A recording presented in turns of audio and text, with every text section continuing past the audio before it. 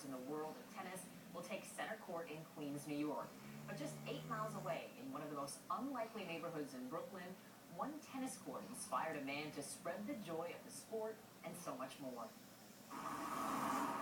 Bedford-Stuyvesant in Brooklyn, New York, has had a tough reputation for years. But on these tennis courts in the middle of the projects, look at the courts right now. Michael McCaslin is doing something unexpected. He's taken a sport often found in private clubs, and he's teaching it to kids right off the street. Stay on that court, and you just got to keep working and work your way up. The 30-year-old from North Carolina moved to Brooklyn for his job as a forensic scientist. Every day he would walk by this tennis court, and every day he would think the same thing.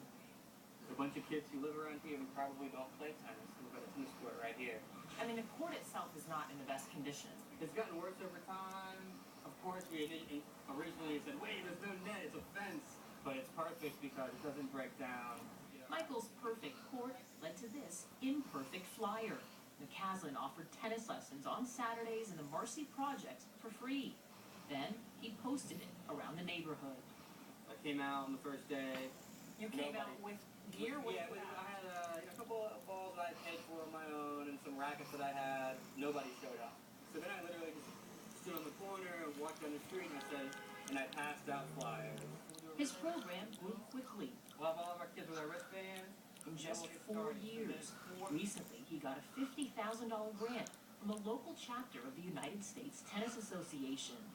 Now, on any given Saturday, the program has up to 120 kids playing across courts in 4 different projects. The secret to a good grip is putting your left hand first. 9-year-old David Villanueva has come almost every Saturday for the past 2 years. What do you think you'd be doing today if it wasn't for this? I think I would just be at home too. What do you want to do with tennis? But I want to become a professional one day. And be one of the people who end up in the Olympics and play as a professional. Parents like Felipe Lopez say his daughter, Yasmin, didn't even know what tennis was. But when she saw other kids playing right next to her house, she not only asked to sign up, she demanded an all-pink tennis outfit. Tennis is something that not so many people are playing right now in the neighborhood, and she probably can get somewhere. If her love for the sport ends up growing, she might end up like Serena and Venus.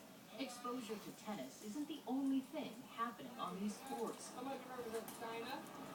The kids learn other aspects of life and their world will expand. They learn what's possible. When you stand back now and you look at how big it's gotten, what goes through your head?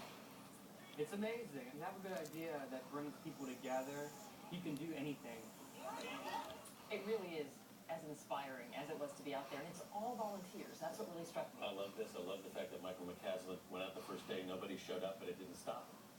And no tennis training, no formal training. Just a guy who had played in high school who said, this is an unused court. Let's do something with it. It's a non-profit. So The U.S. tennis program needs new stars badly.